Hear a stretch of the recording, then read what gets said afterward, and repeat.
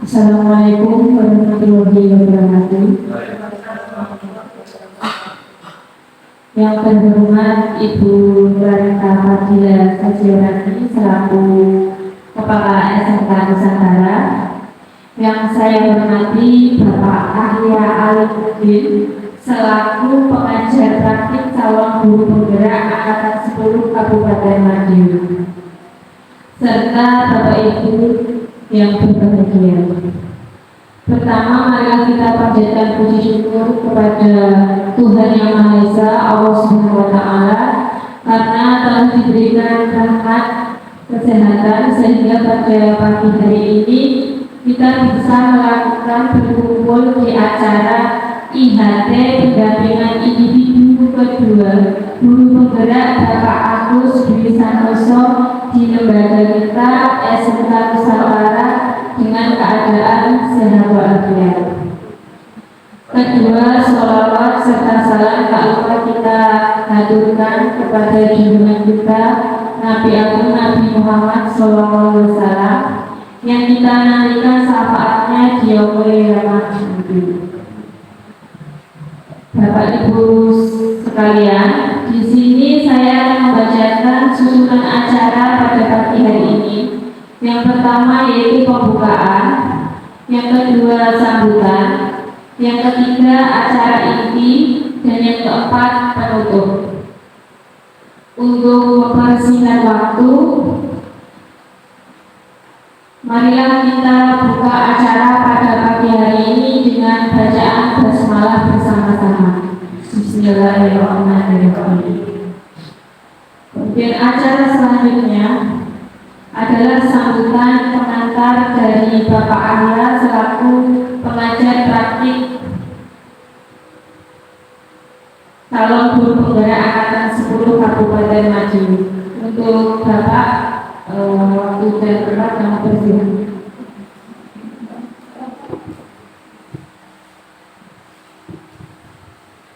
Terima kasih. Assalamualaikum warahmatullahi wabarakatuh.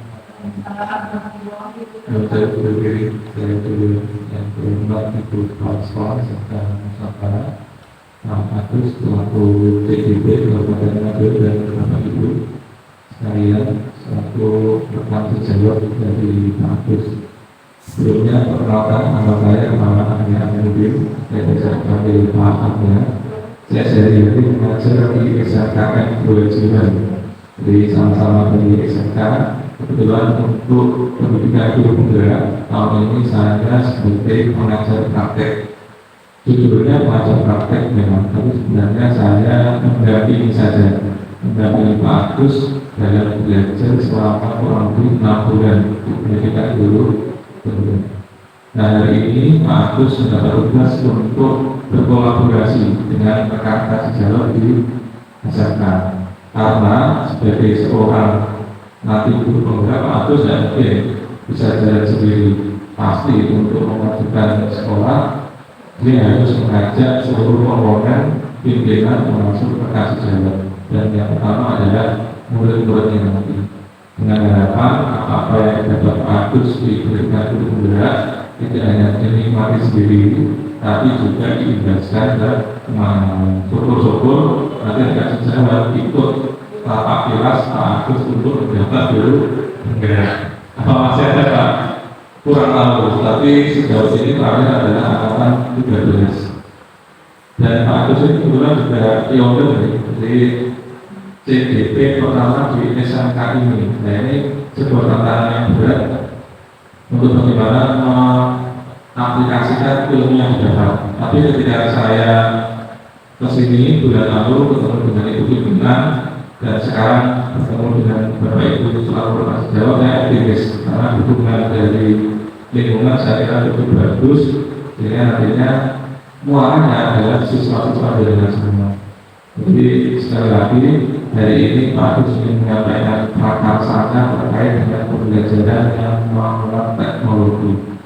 Saya ingat satu kutipan bahwa teknologi tidak akan mengalahkan guru, karena sosok guru saya ini tidak akan bisa digantikan. Tetapi guru yang tidak mengadaptasi teknologi akan persis diusirkan oleh zamannya. Karena dengan filosofi Tiara sekarang teknologi luar biasa, kita tidak akan bisa meninggalkan teknologi, apalagi siswa kita siswa remaja yang lekat sehari-hari dengan dunia HP dan internet. Nah, nanti rapatnya Pak Agus seperti apa kita ikuti dan semoga nanti ada interaksi dari dunia semua. Saya kira itu saja dari saya. Terima kasih sebelumnya. Assalamualaikum warahmatullahi wabarakatuh. Acara selanjutnya yaitu sambutan dari Ibu Lili selaku Kepala Sekolah SMK Nusantara. Waktunya kita kami persilakan. Terima kasih. Assalamualaikum warahmatullahi wabarakatuh. Waalaikumsalam.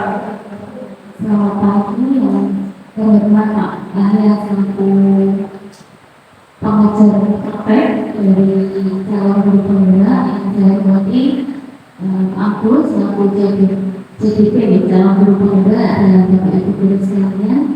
Pertama-tama marilah kita panjatkan puji syukur kehadirat Allah Subhanahu wa Ta'ala atas rahmat dan hidayahnya sehingga pada siang hari ini kita dapat berkumpul di ruangan SMK Nusantara untuk sharing diskusi terkait CGP calon guru pembina.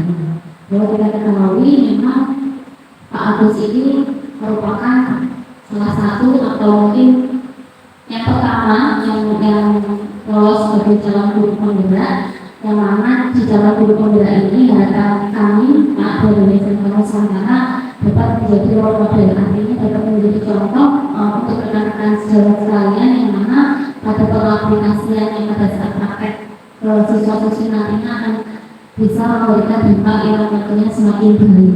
Dan Pak Ahya, selamat datang dari ucapkan di SMK Nusantara. Mohon maaf, kondisi kami memang sedang berkembang, mungkin proses juga untuk menjadi yang selalu menjadi yang lebih baik. Oleh sebab itu kami juga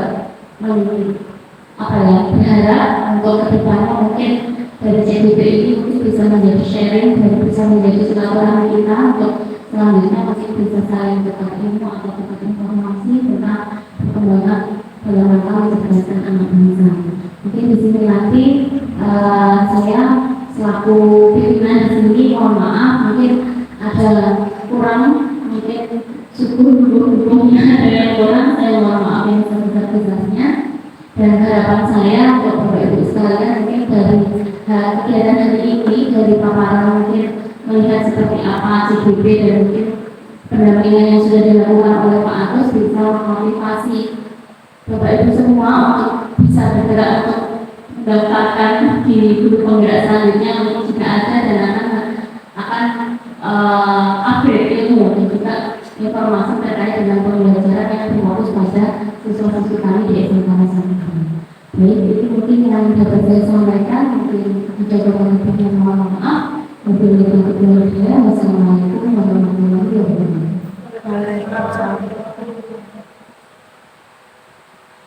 Memasuki acara selanjutnya adalah acara ini, yaitu pemaparan materi dan diskusi bersama oleh Bapak Agus Dwi Santoso sebagai calon guru penggerak. Kepada Bapak Agus, waktu dan tempat kami persilakan.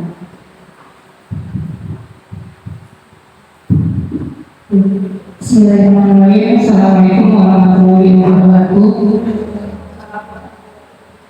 Yang terhormat Ibu Maria selaku kepala sekolah, yang saya hormati Mbak Ayah selaku pengajar praktek saya dan pendamping praktek saya di CGP Angkatan 10 Kabupaten Madiun kelas 313, dan yang saya hormati juga Bapak Ibu guru yang telah menyempatkan waktunya pada pagi hari ini untuk bisa berdiskusi nanti, karena ini judulnya adalah diskusi, jadi mungkin kita sama-sama berdiskusi terkait visi dan apa program saya di dalam mengikuti guru penggerak di Angkatan 10. Terima kasih saya sampaikan juga Bu Dini atas momentum pemberian kesempatan kepada saya untuk mengikuti pendidikan guru penggerak ini, sehingga saya kurang lebih 2 bulan ini telah mendapatkan ilmu yang sangat bermanfaat Maka dari itu mungkin hasilnya nanti akan tetap saya berikan untuk teman-teman Transjawa yang ada di SMK Nusantara. Dan harapan saya untuk Bapak Ibu yang di sini maupun Bapak Ibu yang di SMK Nusantara bisa mengikuti jejak langkah saya untuk kita sama-sama berkolaborasi. Di sini langsung saja acaranya adalah terkait dengan individu, terkait visi dan bahasa perubahan sekolah di SMK Nusantara. Untuk selanjutnya saya sendiri CGP-nya dan beliau Pak Ayah dari SMK 25 selaku pengajar praktek saya. Jadi di pendidikan guru penggerak itu saya mendapatkan banyak ilmu Bapak Ibu, termasuk banyak keluarga mendapatkan keluarga baru dari beberapa CGP antar SMK di Kabupaten Madiun maupun kebetulan di kelas saya itu berhubungan dengan kelas Sumeneb. Jadi Madiun dan Sumeneb seperti itu. Jadi mendapatkan ilmu, mendapatkan wejangan, mendapatkan pengalaman praktek yang luar biasa dari beberapa Bapak Ibu guru CGP maupun Bapak PP, Bapak Fasih dan instruktur. Nah, di sini seperti saya kan untuk begini juga nih Bapak Ibu. Saya punya kesepakatan kelas. Jadi kesepakatan kelas di sini itu sama juga dengan kesepakatan untuk kegiatan kita pada pagi hari ini. Di mana pastinya pandangan semua ketika mengajar pembelajaran di kelas itu pasti pandangan saya yakin juga pernah memberikan kesepakatan kepada anak didik kita di kelas. Kenapa ada kesepakatan? Supaya pembelajaran itu lebih berjalan secara efektif, bermakna dan menyenangkan seperti itu. Nah di sini saya kemarin membuat kesepakatan kelas. Ini sama halnya ketika saya pendidikan guru penggerak, baik itu melalui JIMIT, itu saya selalu kami di guru penggerak selalu ditawarkan kesepakatan kelas. Yang pertama di sini peserta aktif dalam kegiatan pada di diskusi atau sharing. Yang kedua menghormati pembicara dan peserta lain. Yang selanjutnya etika dalam berbicara. Terus selanjutnya di sini ya saya memperbolehkan Bapak Ibu untuk makan maupun minum ketika nanti jalannya acara diskusi. Kemudian menjaga kebersihan ruang dan terakhir mengikuti kegiatan hingga selesai. Nah, kesepakatan di sini antara sepakat itu antara saya yang memberi kesepakatan dengan pandangan semua. Kira-kira kesepakatan yang sudah saya tulis di sini apakah sepakat dilakukan atau mungkin ada kekurangan yang perlu ditambahi? Monggo. Cukup ya, Pak. Kita nggak usah terlalu tegang nih Pak ya, karena kita sebelumnya diskusi. Jadi nanti saya juga tadi sudah diberi untuk diskusi bersama panjenengan semuanya. Kebetulan di sini panjenengan tidak ada jam mengajar, sehingga saya pikir longgar untuk interaksi ke depannya. Karena sepakat, jadi ini sudah sepakat ketentuannya. Untuk selanjutnya monggo Bu ya, minta tolong. Di sini acara pada hari ini adalah diskusi, ya, di mana diskusinya terkait dengan visi dan perubahan prakarsa yang ada di sekolah SMK Nusantara maupun kaitannya dengan visi prakarsa saya sebagai guru penggerak. Tujuannya yang pertama yaitu melalui diskusi nanti kita peserta dapat menilai kesesuaian visi sekolah dengan tujuan pendidikan yang berpihak pada murid. Tadi sudah disinggung Pak Arya maupun Bu Wiwi bahwa kita sebagai guru tentunya dalam pembinaan pembelajaran itu harus berpihak pada murid. Jadi fokus utama kita adalah satu, Bapak Ibu, adalah murid. Terus selanjutnya tujuan kedua adalah melalui diskusi peserta dapat menilai kesesuaian visi sekolah, impian dan cita-cita murid dengan tepat. Sekolah pasti memiliki visi.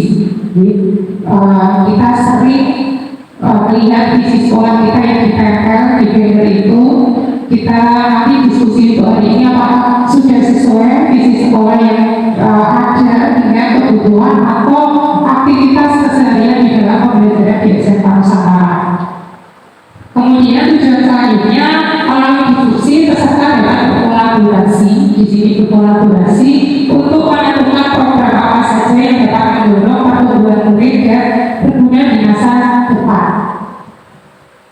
Terus selanjutnya melalui diskusi dapat dilakukan evaluasi dan tindak lanjut untuk perbaikan di masa depan. Dan ini kebetulan Februari beliau tadi sudah saya sampaikan, apabila nanti ada visi yang mungkin kurang tepat atau masih perlu ditambah, nanti kita kolaborasi bersama itu. Dan nanti misalnya pandangan ada acara mungkin sudah dibagikan Pak Ardi satu kurikulum, jadi nanti saya mau izin Pak Ardi apapun hasil diskusinya nanti kita sampaikan bersama. Selanjutnya, nah di sini tadi kita sebagai bapak ibu guru tentunya dalam mengajar fokus kita adalah murid, fokus kita adalah murid.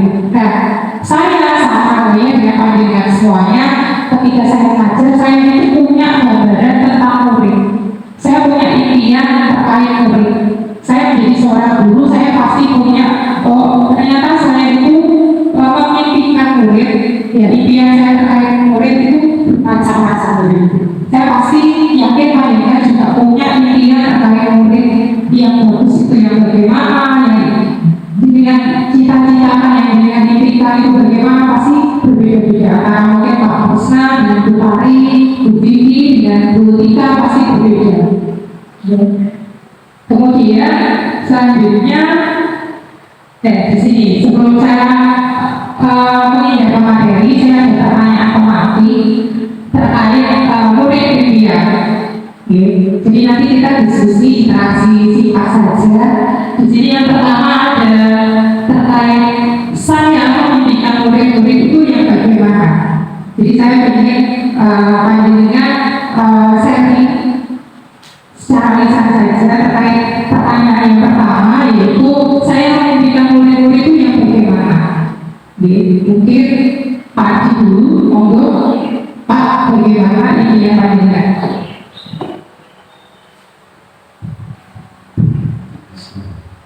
Terima kasih. Untuk pertanyaan, kalau ditanya saya memimpikan murid-murid yang bagaimana, kalau saya untuk pribadi saya menginginkan bahwa anak-anak itu teori dan asesmennya harus sama. Jadi bagaimana anak-anak itu sesuai dengan teori, ketika prakteknya itu bersama. Jadi banyak hal yang harus kita benahi. Untuk Pak Agus di sini juga yang saya harapkan adalah ketika anak itu mendapatkan tentang teori dan praktek itu harus sejalan. Itu saja yang bisa saya sampaikan. Terima kasih. Wassalamualaikum warahmatullahi wabarakatuh. Terima kasih Pak Haji. Jadi beliau Pak Haji memimpikan murid yang memiliki pengetahuan antara ilmu dan praktek itu sama. Saya yakin impian Pak Haji berbeda dengan impian Pak Krisna dan Bu Tari. Tapi sama jadi betul ketika kita menjadi seorang guru apalagi SMK, kita itu tidak hanya memberikan pengetahuan atau teori saja, tetapi kita juga dituntut untuk memberikan wawasan mengenai praktek. Apalagi kita dapat jurusan di pagi, bagaimana kita mengaplikasikan antara teori dan praktek itu sama, sehingga nanti anak-anak fokusnya ketika setelah tamat dari bangku sekolah dia dapat mengaplikasikan di kehidupan nyatanya. Terus kemudian pertanyaan kedua, saya percaya bahwa murid itu adalah yang bagaimana. Mungkin di sini tadi Pak Agus sudah Saya ingin bertani, Assalamualaikum warahmatullahi wabarakatuh. Terkait pertanyaan saya percaya bahwa murid itu adalah, jawaban saya yaitu saya mempercayai bahwa semua murid siswa-siswi itu mempunyai kecerdasan masing-masing di berbagai bidang yang mana mereka tidak bisa disamaratakan satu dengan yang lainnya.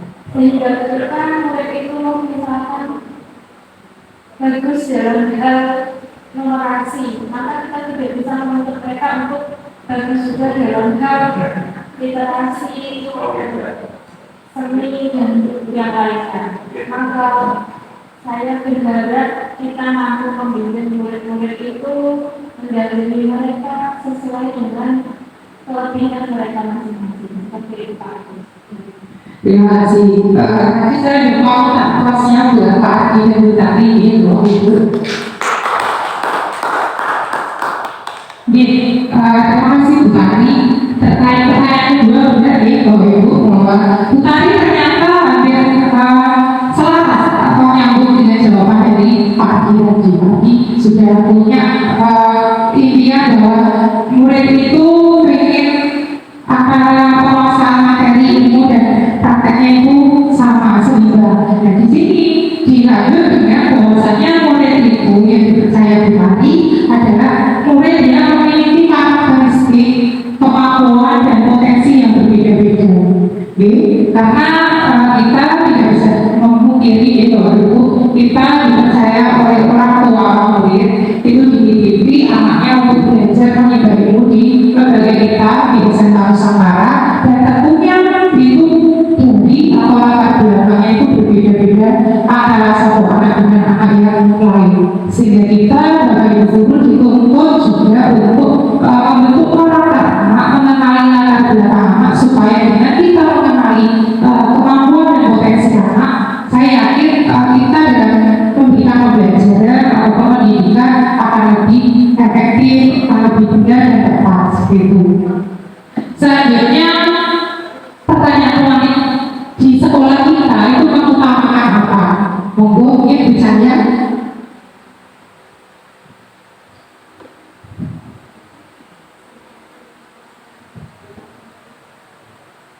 Terima kasih Pak Ibu sudah memberikan pertanyaan kepada saya. Kalau menurut saya di sekolah kita itu mengutamakan apa? Kalau jawaban dari saya, sekolah kita itu mengutamakan lingkungan belajar yang menurut anak itu asik, enak. Jadi anak itu bisa menerima pelajaran itu dengan rasa senang, tanpa paksaan, tanpa kita melulu di kelas. Kita ada beberapa jam juga yang kita belajar di luar. Kita mungkin yang prodi bisa di bengkel atau di lab atau di luar kelas, bahkan di luar kelas. Itu salah satu membuat anak itu merasa senang, nyaman, dan enjoy dalam menerima pelajaran yang ada. Itu jawaban dari saya. Terima kasih Pak Adi. Terima kasih juga Bu Cahaya. Beliau kebetulan wanita siswaan bola. Jadi beliau lebih berinteraksi dengan anak-anak. Jadi memang betul ya Bapak Ibu bahwasanya kita itu dalam memberikan pembelajaran kita juga harus menciptakan suasana pembelajaran di kelas atau interaksi dengan anak didik itu harus tetap satu aman. Di sekolah itu harus tetap aman, dengan rasa aman kepada anak didik, memberikan rasa yang senang bagi dia di dalam diri peserta didik, sehingga pembelajaran yang kita berikan kepada anak didik itu akan lebih berfokus, ya anak didik akan dapat berfokus, menyenangkan dan lebih bermakna. Betul sekali bahwasanya di sekolah kita sudah menerapkan hal seperti itu ya. Yang saya sendiri juga ada di prodi perbankan, saya juga sama. Ketika anak didik itu jenuh, maka saya harus bagaimana, harus takut seperti itu. Bahwa anak ternyata jenuh di kelas, maka saya harus bawa anak-anak keluar kelas dengan nikmati lingkungan kita, ya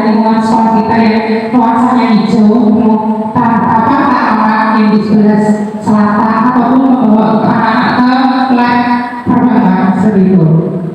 Selanjutnya, pertanyaan tematik selanjutnya, murid di sekolah kita sadar betul bahwa apa nih, monggo saya ingin Pak Krisna, monggo.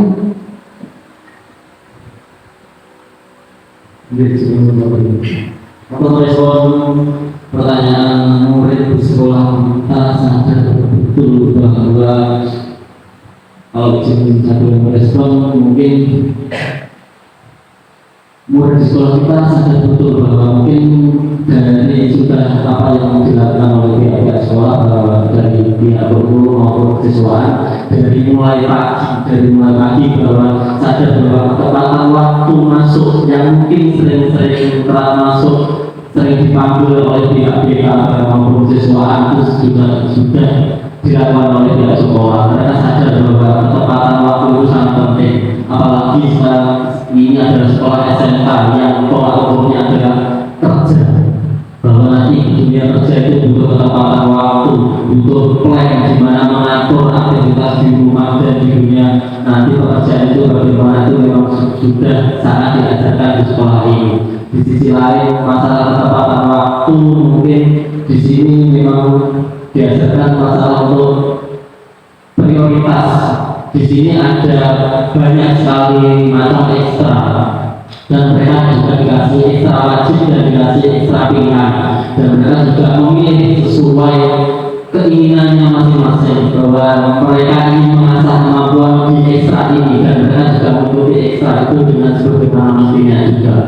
Di sisi lain masa di ekstra di sekolah kita juga menganalisa siswa untuk sadar betul akan yang namanya adab, di mana adab itu mungkin seringkali disindir atau dibicarakan pada waktu hari Senin, pada waktu upacara atau mungkin pada waktu apel, di mana adab dari adab maupun adab masalah tutur kata dan adab berpakaian setiap harinya selalu diingatkan. Bahwasanya memang hal adab ini sangat penting sekali, bukan hanya diterapkan di sekolah, juga di masyarakat, baik nanti juga di lingkungan kerja.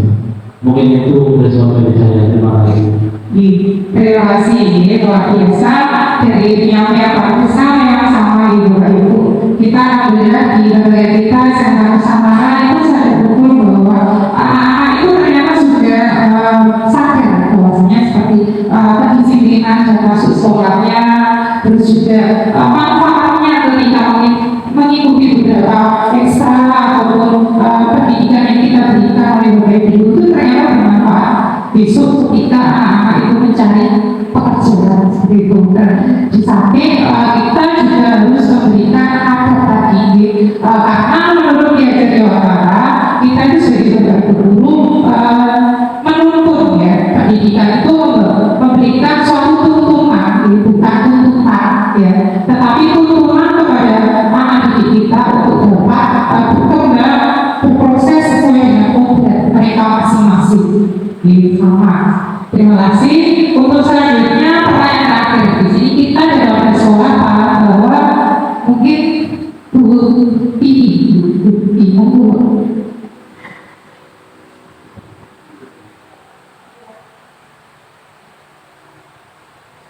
ya pastinya kita sebagai bapak ibu guru juga paham bahwa murid-murid di sekolah ini pastinya mempunyai karakter masing-masing.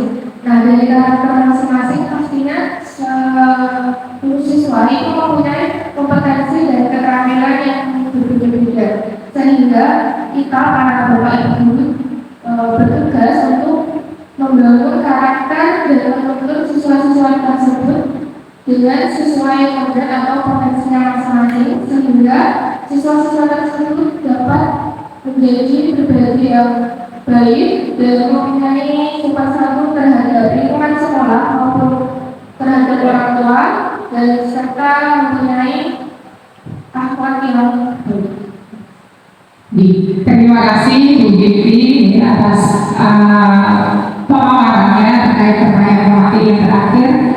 Jadi memang betul, saya tadi sekilas membahas bahwasanya menurut Diajar Dewantara pendidikan yang kita berikan tadi menuntut tumbuh kembang anak sesuai yang sudah disebutkan dulu tadi, sesuai kodratnya, kodrat alam atau kodrat sehat. Karena kodratnya anak atau kebutuhan anak itu berbeda dengan kebutuhan kita sebagai bapak ibu guru.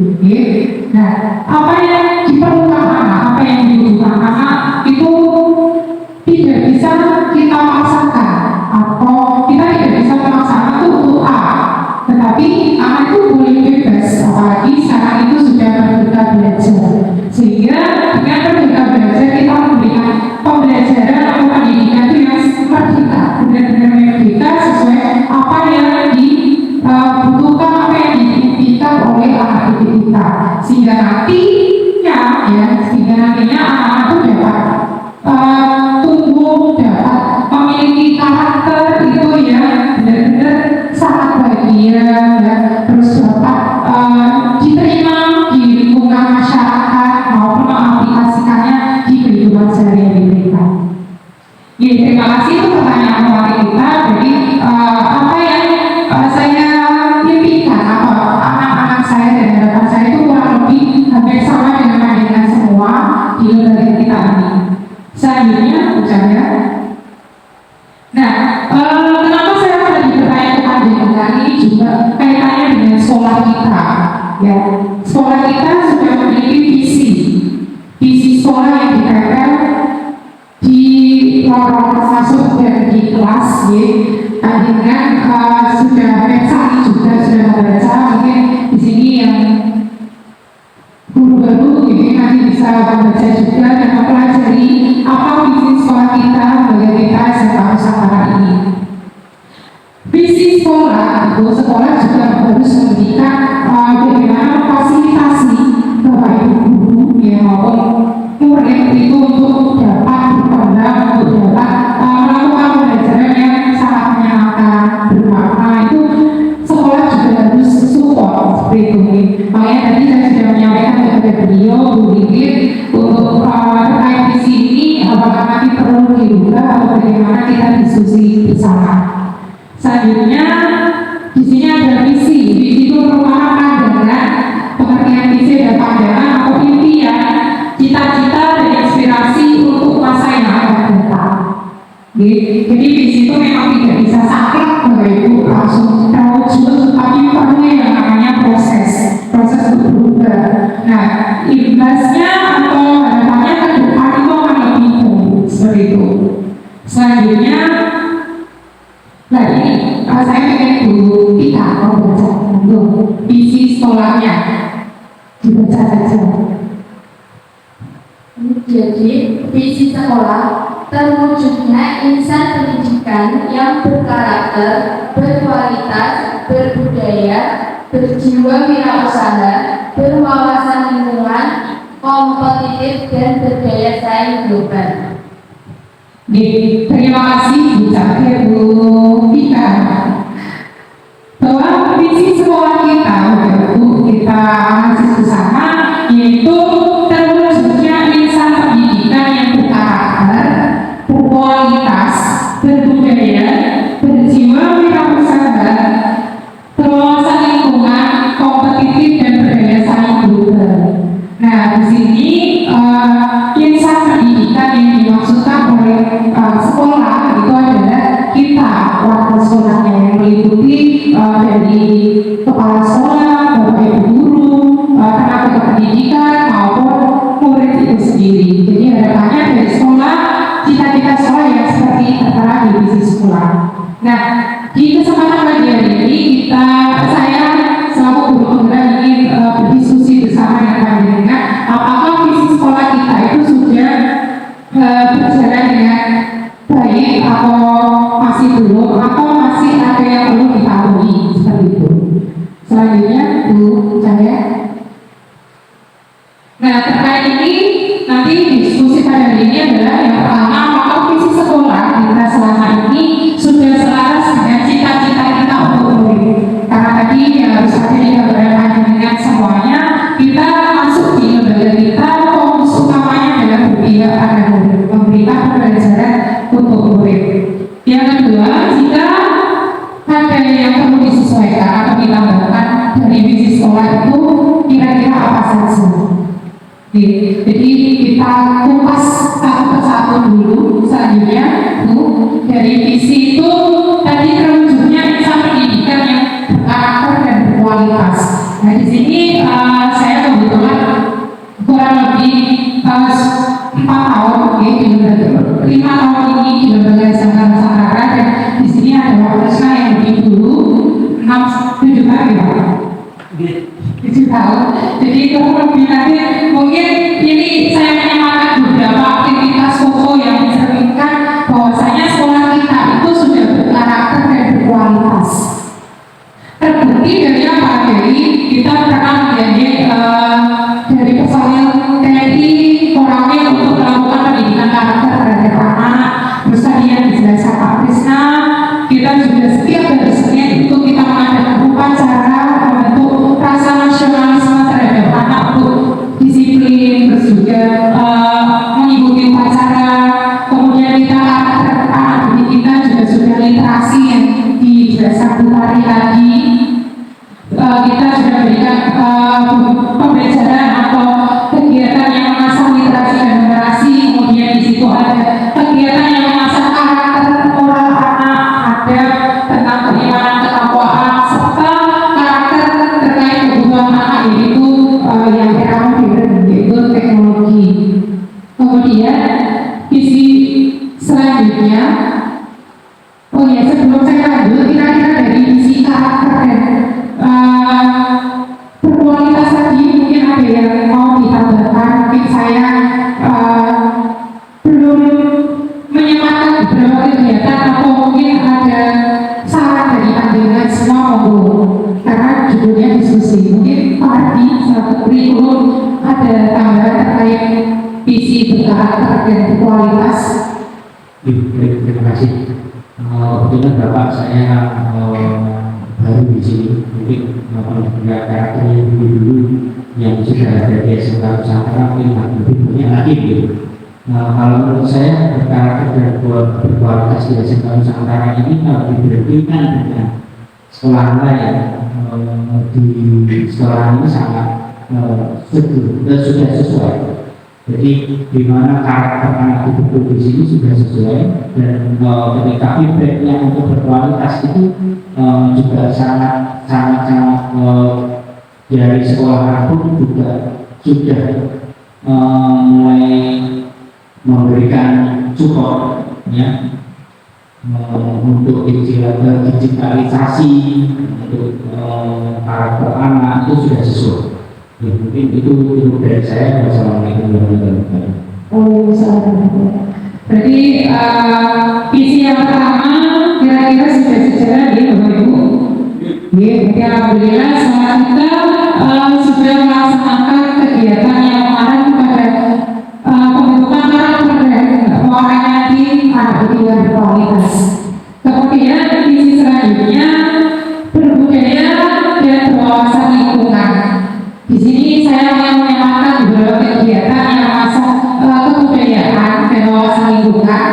Salah satunya adalah ada foto ini siraman. Jadi memperkenalkan anak-anak terkait kegiatan Tegasita, kalau tidak salah waktu itu.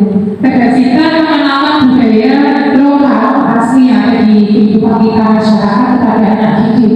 Sehingga anak didik itu memiliki wawasan tentang kebudayaan yang lokal. Juga ada di sini kebetulan ada fotonya Bapak Ibu Pak Adi bersama Bu Tari mungkin dan rekan-rekan itu terkait kebudayaan tempo dulu. Jadi perkenalkan terkait beberapa permainan tradisional ataupun dari kegiatan-kegiatan yang lokal. Kemudian berwawasan lingkungan. Berwawasan lingkungan di sini kita juga ada kegiatan sebenarnya ada greenwash Bapak Ibu, cuma saya tidak punya bukunya, makanya saya tidak menyempatkan di PPT saya. Kita juga sudah berwawasan lingkungan. Kebetulan alhamdulillah di sebelah utara kita, setelah kita sudah ada greenhouse dan tanaman yang nuansanya memang benar-benar lingkungan hijau. Jadi pembelajarannya anak-anak juga sudah diajarkan untuk bercocok tanam, ya, merawat tanaman dan sebagainya. Kira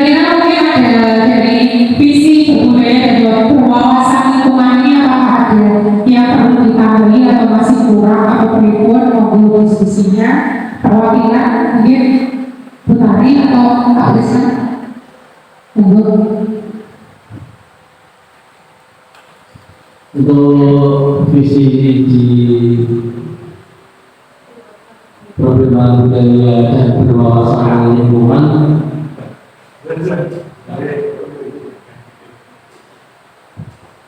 ini cukup sangat asik sekali karena yang sudah kita lakukan mungkin dari contoh-contoh yang sudah ada yang pernah kita lakukan masalah berbudaya mulai dari tempo dulu sampai permainan sampai mungkin berwawasan lingkungan itu tadi, dan mungkin sudah terlalu difasilitasi bagi sekolah, tapi mungkin memang perlu adanya kesadaran lagi untuk masalah berwawasan lingkungan, karena saya kira kalau sekolah sudah benar-benar memfasilitasi masalah berwawasan lingkungan ini, punya lahan begitu luasnya, bahkan ditawari sampai sepersekiannya pada waktu rapat seperti itu, kita yang dalam artian sebagai guru memfasilitasi anak, coba kita lebih menanti lagi atau kita juga menanamkan terhadap diri pribadi lagi untuk berwawasan di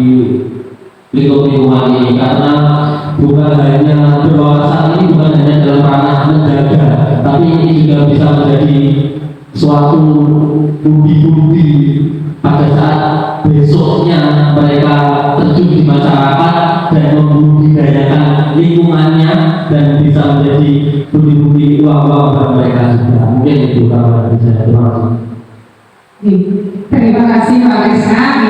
Jadi memang tadi yang sudah saya sampaikan, sekolah kita itu sebenarnya sudah disupport, Bapak Ibu Guru, kita sudah disupport terkait wawasan lingkungan. Apa yang disampaikan Pak Wisna, jadi di sekolah kita Pak ya, jadi di lembaga kita sama-sama itu sebenarnya diberikan lahan untuk mengerjakan padi, Pak. Jadi dari Bapak Yayasan memberikan kesempatan kepada Bapak Ibu Guru untuk mengelola istilahnya menggarap lahannya untuk kita jadikan lahan pertanian. Muaranya nanti memang untuk kalau ada hasil panen bermanfaat untuk kita semua. Cuma kendalanya yang masih belum itu adalah kita belum, Bapak Ibu Gurunya belum siap 100% untuk mengerjakan lahan pertanian tersebut.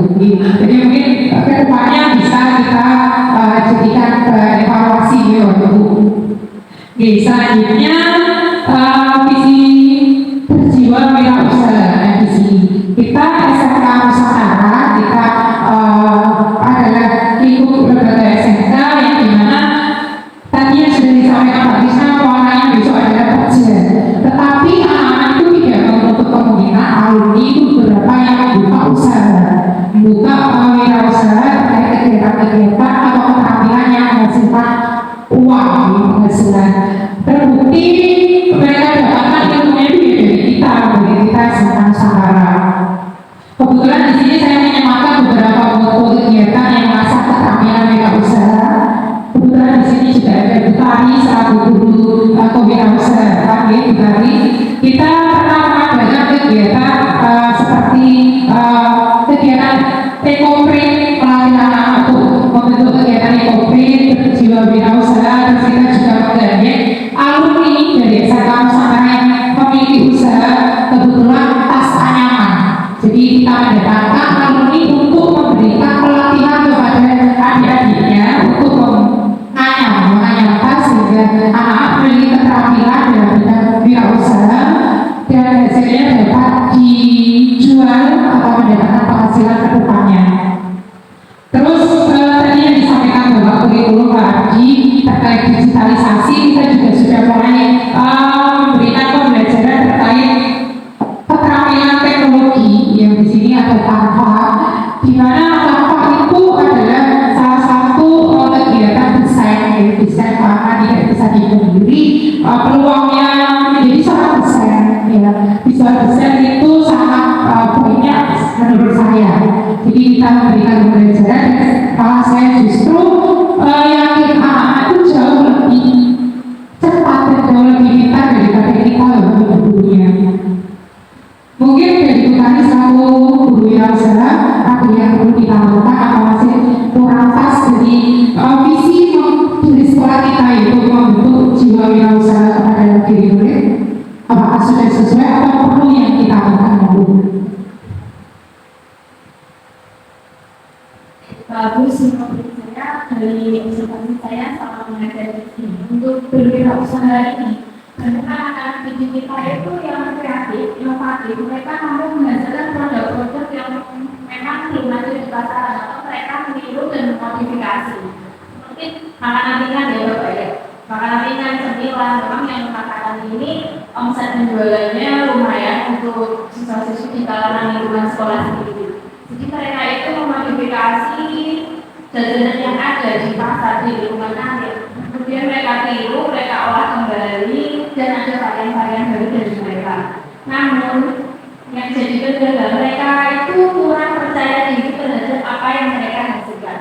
Mereka mampu memproduksi produk bagus dengan packing yang bagus juga, namun mereka kurang percaya untuk makanan ini enak nggak sih, layak dijual nggak sih, seperti itu Pak Agus. Mereka kurang adanya rasa saya diri dan lebih ke pesimis saya rasa. Jadi kurang adanya greget dan kepercayaan diri.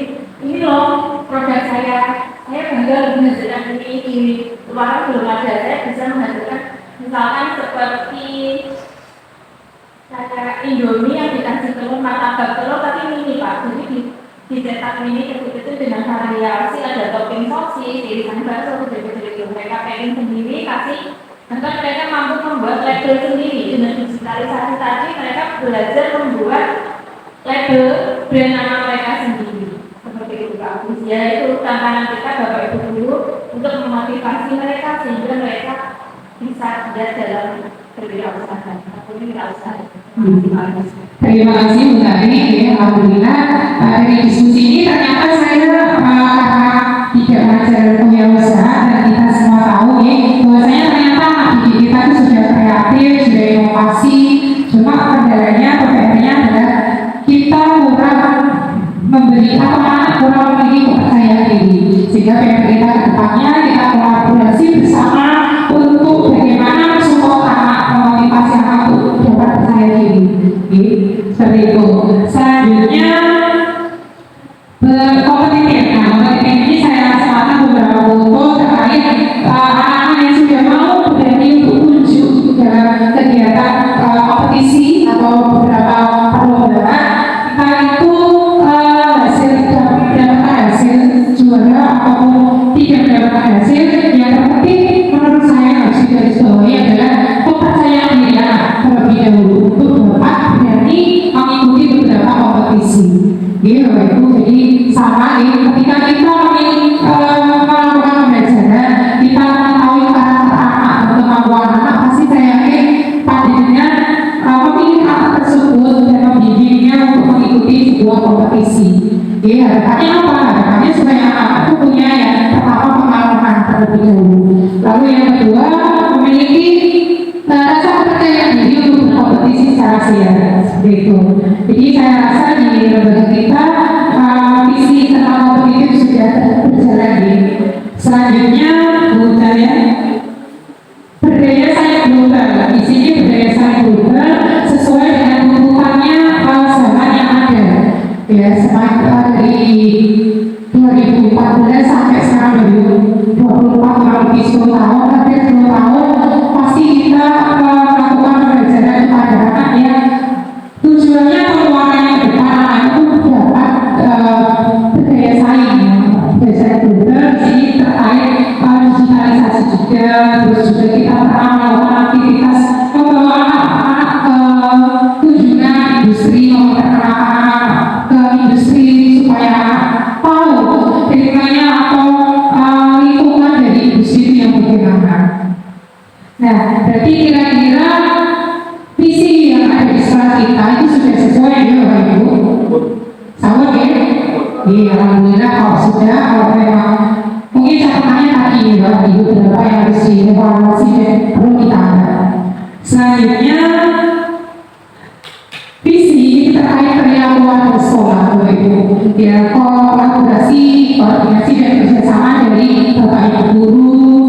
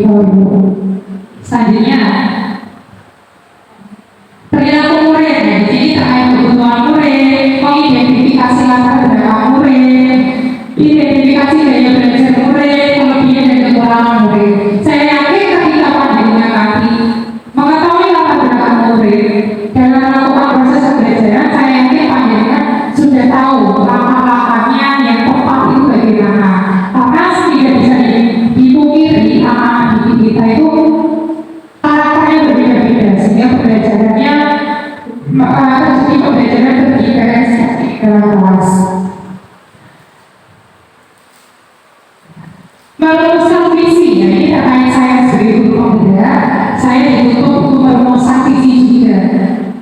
Panjangnya harus juga memiliki visi, ya, harus dapat merumuskan visi yang sesuai dengan sekolah.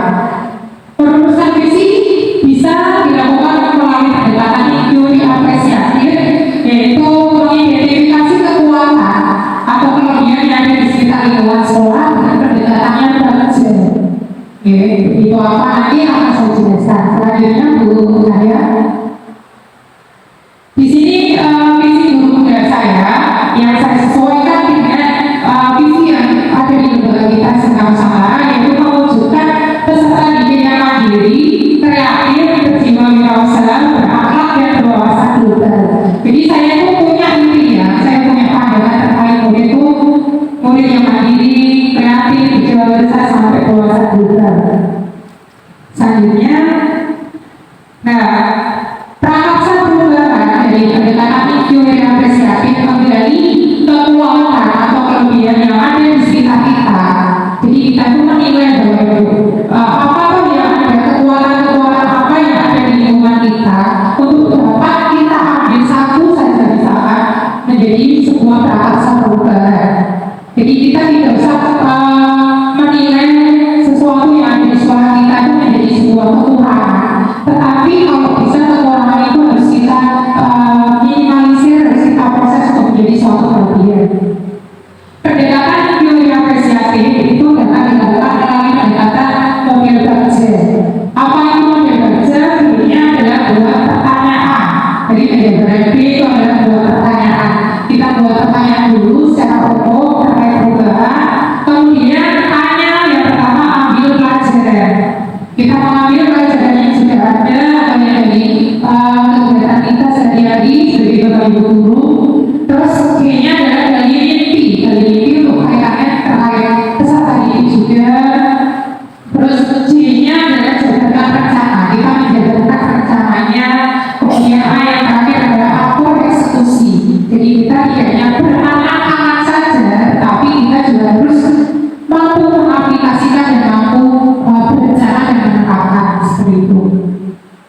Selanjutnya, teori apresiatif tadi adalah mengidentifikasi hal-hal baik yang ada di sekolah dan mencari cara bagaimana hal tersebut dapat dipertahankan dan memunculkan strategi untuk mewujudkan perubahan arah yang lebih baik. Jadi yang saya sebutkan tadi, IA atau teori apresiatif itu menggali kekuatan-kekuatan yang ada di sekolah. Misalkan tadi yang disampaikan Pak Krisna, sekolah kita itu punya lahan pertanian. Nah, bagaimana lahan pertanian itu harus kita terapkan, harus kita kerjakan supaya dapat menjadi kekuatan yang berdampak baik kepada diri peserta didik maupun warga sekolah. Seperti itu. Terus dari IA muncul berbagai lagi buat pertanyaan berisi pertanyaan pembentukan arah penelusuran, ambil pelajaran memandu pengalaman positif individu dan kelompok yang dijadikan pembelajaran. Dan intinya narasi tadi dia juga prakarsa perbuatan terwujud, jawaban rencana identifikasi tindakan yang akan dilakukan dan hanya membantu transformasi rencana menjadi nyata. Nah, ini loh Ibu prakarsa perubahan saya yang sempat tadi disampaikan beliau Pak Raya terkait meningkatkan motivasi belajar peserta didik melalui pemanfaatan teknologi. Jadi saya ingin melakukan suatu perubahan terkait peningkatan motivasi belajar anak didik melalui pemanfaatan teknologi. Tadi Bapak Kurikulum kami juga sudah menyampaikan sekolah kita sudah menerapkan pembelajaran digitalisasi.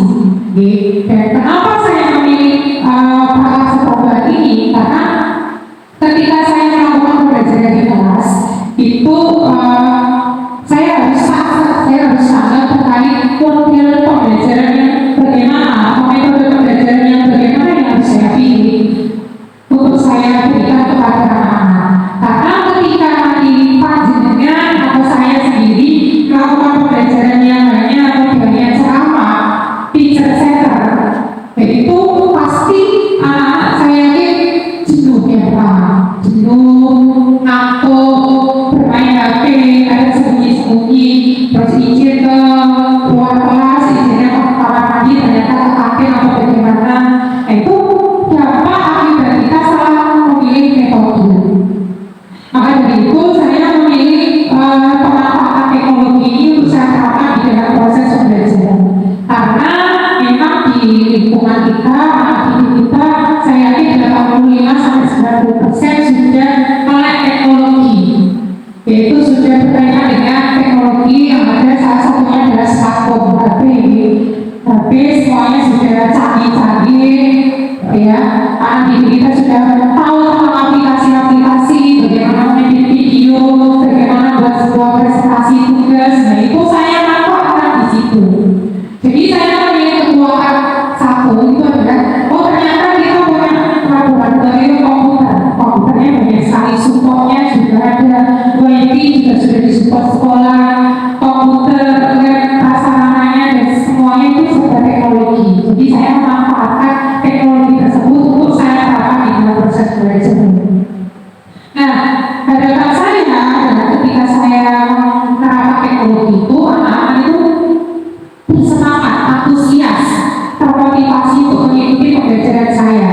Dan nanti kalau dengan menerapkan juga depannya anak-anak itu fokus, senang, senang dan aman ketika melakukan proses pembelajaran dengan lancar. Itu ya, karena teknologi itu banyak sekali, Bapak Ibu sudah tertara secara online, aplikasi-aplikasi buat slide materi ataupun dalam bentuk game edukasi. Karena saya seringkali membuat pembelajaran itu menggunakan edukasi atau game, modelnya kuis. Jadi saya membuat pembuat dari aplikasi untuk saya terapkan di dalam kelas. Anak harus pakai HP dalam mengerjakan, sehingga anak pun senang, tidak mengantuk, terus fokus mengerjakan sebuah tugas. Dan imbasnya apa? Anak-anak lebih menguasai materi pembelajaran dan prakteknya juga sangat bagus. Itu yang saya alami atau pernah saya rasakan sampai pembelajaran di hari ini, seperti itu. Ini alasan tadi ya, alasan kenapa saya memilih prakarsa berupa teknologi tadi. Sejauh ini sudah saya sampaikan, artinya teknologi itu memang sangat dibutuhkan karena mereka sudah pintar sekali, sudah pandai sekali dalam menggunakan teknologi, upload tugas presentasi, baik itu melalui aplikasi Canva ataupun aplikasi yang lain, itu ternyata sangat luar biasa sekali. Harapan saya akhirnya juga bisa merubahnya dari model pembelajaran teacher center yang berpusat pada dengan ceramah, diskusi, temu baca itu dengan berubah untuk model pembelajaran yang lebih menarik lagi. Nah, ini salah satu penerapan saya, yaitu melalui game yang terakhir itu ada game koala, edukasi koala itu anak-anak saya beberapa kelompok, mungkin ada dibagi dari masing-masing anggota kelompok untuk saling kerjasama, kolaborasi, dan di situ suasananya sangat riang gembira. Saya mohon maaf lupa tidak menyematkan videonya karena kemampuan terbatasnya PowerPoint kalau saya mau menyisipkan sebuah video. Itu dari prakarsa diskusi program saya terkait visi guru penggerak. Kesimpulannya adalah pendidikan yang kita lakukan adalah berpihak pada murid.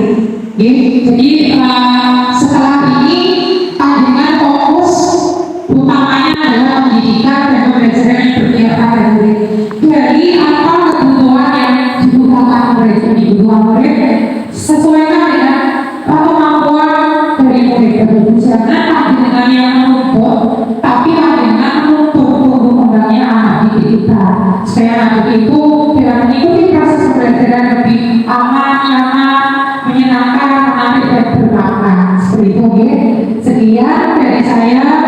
Sebelum saya tutup, ada saran dan masukan dari panjenengan, saya persilakan terkait visi perubahan, visi dan karsa perubahan dari saya. Monggo, Bu Tari, Pak bisa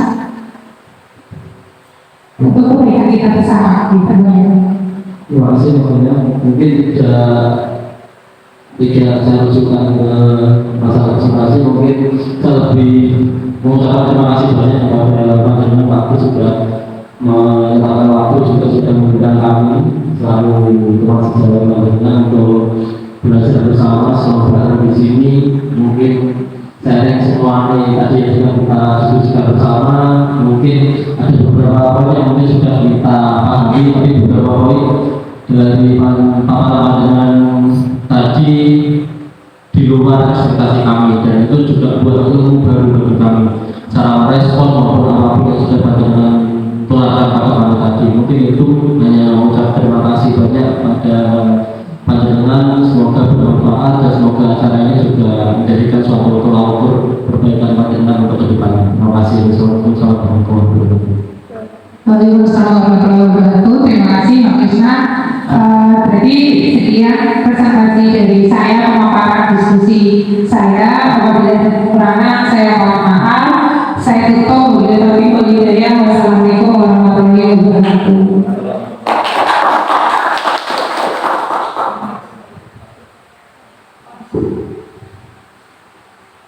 Terima kasih Pak Agus dan selamat atas diskusinya hari ini karena berjalan dengan interaktif. Saya yakin guru-gurunya masih muda semua ya. Semangatnya juga muda meskipun pengalamannya sudah banyak. Termasuk ibu kepala sekolah juga muda ya. Jadi ini sebuah modal aset Bapak Ibu. Jadi aset dan dunia itu ISDN. Jadi saya yakin dengan usia muda itu linear dengan semangatnya, kemudian cepat untuk melakukan perubahan. Dan ini yang penting. Kalau kita kembali ke perkataan Kurma, ini saya sedikit ini.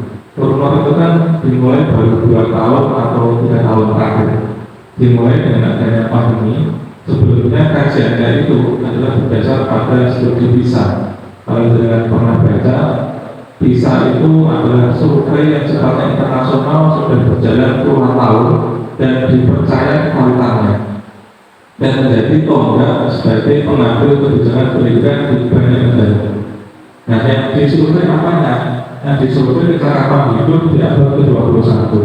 Di sana ada kolaborasi, ada komunikasi, ada critical thinking, ada literasi, numerasi, yang ternyata itu menjadi modal penting bagi anak untuk sukses kehidupannya.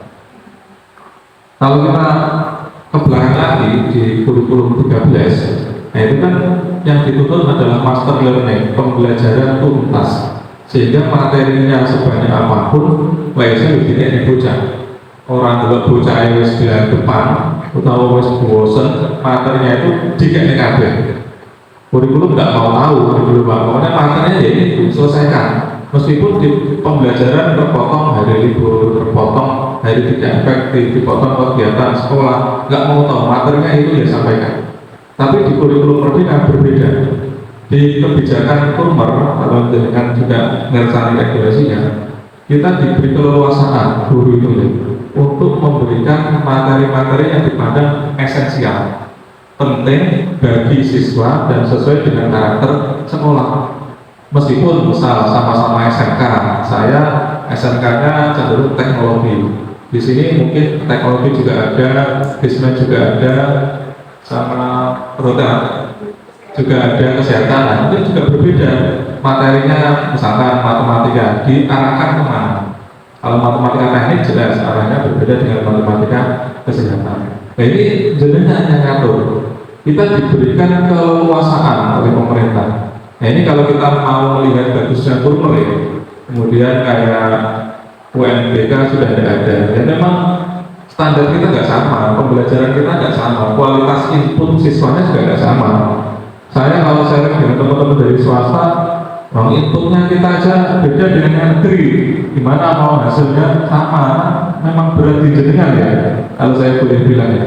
Tapi jangan sampai mematahkan semangatnya jenengan.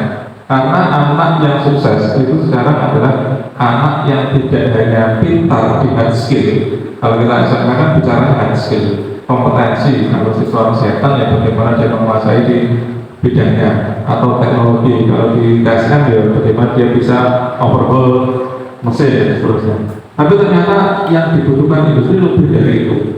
Yaitu apa? Soft skill-nya. Kalau ada hard skill berarti ada soft skill. Di sekolah saya berkali-kali sinkronisasi kurikulum Pak dengan industri. Salah satu ada Komatsu, ada Honda.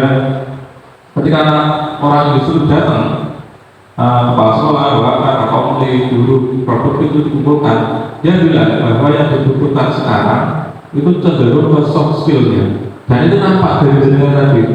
Ketika Pak Agus menanyakan harapan jenengan ke murid apa? Kan harapannya larinya ke karakter semua, disiplin, tepat waktu tadi terus saya. Nah ini kan bahwa kita itu sebenarnya dari hati yang mendalam pengen anak kita itu karakternya kuat. Industri pengennya itu bukan anak yang pintar akademik, bukan anak yang pandai dalam hal keterampilan, tapi lebih memilih ke karakter yang kuat. Karena apa? Dia bilang yang dari industri, kami di setiap perusahaan itu punya lembaga pelatihan Pak. Anak-anak lulusan SMK itu kami latih lagi 2 bulan, 3 bulan di training center kami. Pasti mereka setelah itu bisa menguasai alat-alat yang ada di perusahaan kami. Pasti Pak, itu dijamin. Tetapi kalau kami mencari anak-anak yang berkarakter kuat, disiplin, mentalnya baja, bisa berkolaborasi dengan teman, bisa bekerja sama, taat aturan, itu nggak bisa Pak. Kami 2-3 bulan didik nggak bisa. Itu bisanya di sekolah yang jangka waktunya panjang, 2 tahun, 3 tahun, itu kan kesempatan kita ya. Bagaimana kita menanamkan karakter soft skill ke anak. Karena sekarang untuk tes masuk perusahaan kan juga ada tes Pak ya, untuk keterampilan. Jarang sekali anak di jurusan saya teknik komunikasi kalau kita nggak terus disuruh berbun, disuruh megang sensi tidak, tapi dites psikotesnya, kemudian dites wawancara, bagaimana kita itu melatih anak-anak untuk mampu berkomunikasi. Kadang anak pintar, pandai, tapi tidak mampu mengkomunikasikan apa yang dipikirkan dia. Itu ciri khas anak SMK ya. Itu juga kendala di SMK kami. Makanya di RPP, di modul ajar selalu disampaikan bahwa sintaks yang sudah pembelajaran sebisa mungkin ada diskusi dan presentasi. Seperti hari ini kayak diskusi ini kan kalau hanya paparan presentasi aja kan terlihat mati ya. Tapi kalau ada interaksi, tanya jawab, idenya dari peserta apa itu kan akan memunculkan mungkin ide yang di luar bayangan kita. Kita sebagai guru juga gitu, di kelas berarti juga harus memberikan peluang siswa untuk mengeluarkan ide-idenya. Belum lagi pembelajaran diferensiasi, jadi siswa sekarang tidak boleh diberi penugasan atau materi yang sama untuk semuanya. Jadi tidak one size fit all, tapi menyesuaikan dengan karakter anak. Kan anak kita juga ada yang suka video, mungkin suka bikin video, atau suka nulis, suka bikin gambar, tugasnya menyesuaikan. Jadi tugasnya ini tapi bisa kalian kerjakan dengan tulisan, bisa dikerjakan dengan video, bisa dikerjakan dengan poster. Jadi kita terima semua hasil dari yang disampaikan tadi. Salah satu bahwa setiap anak itu punya keunikan. Ya kita menyadari itu dari dulu, cuma eksternya kan belum. Nah uniknya di perangkat saat ini. Nah ini semoga menjadi wawasan bersama bagi kita, bersama dengan semua yang langsung berhadapan dengan murid dan kurikulum regulasi berubah seperti apa toh yang mengajar murid kan kita semua. Nah semoga kita punya integritas dan wawasan agar terus bisa mengembangkan potensi murid. Sekali lagi selamat Pak Agus dan menyelesaikan presentasi. Saya akhiri, assalamualaikum warahmatullahi wabarakatuh.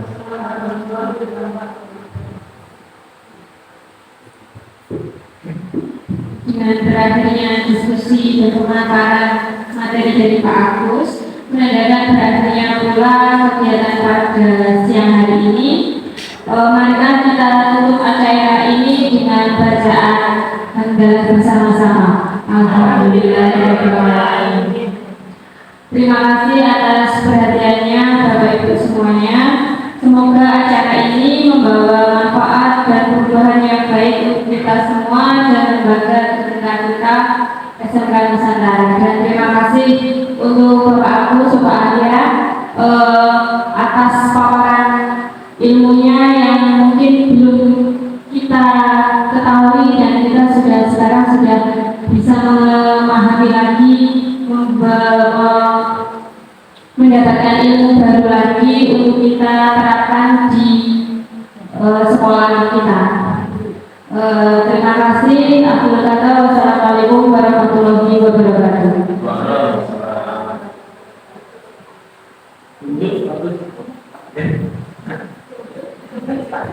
Monggo Ibu di sami